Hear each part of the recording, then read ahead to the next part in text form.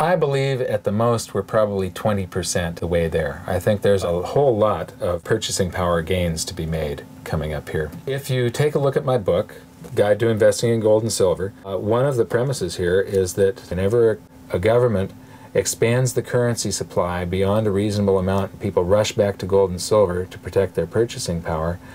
They bid the price of gold and silver up, measured in that debased currency, until the value of the gold and silver matches the value of the debased currency. Well, look at how we're debasing the currency today. Base money went up to $825 billion. Outstanding revolving credit is way up here. It took, when this book was printed, August 2008 is when the book came out. It took about $6,300 an ounce for history to repeat and for the value of all the gold at the Treasury to rise to where it would cover base money plus outstanding revolving credit. Then, a month later, in September, they bailed out Fannie Mae and Freddie Mac. And the total bailouts in 2008 came to about $900 billion.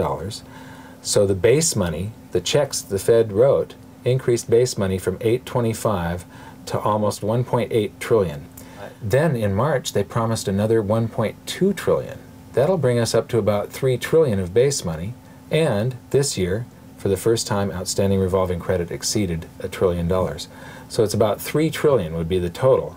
For history to repeat and gold to cover the same portion of the currency supply that it covered back in 1980 and back in 1934, gold has to go over $15,000 an ounce today.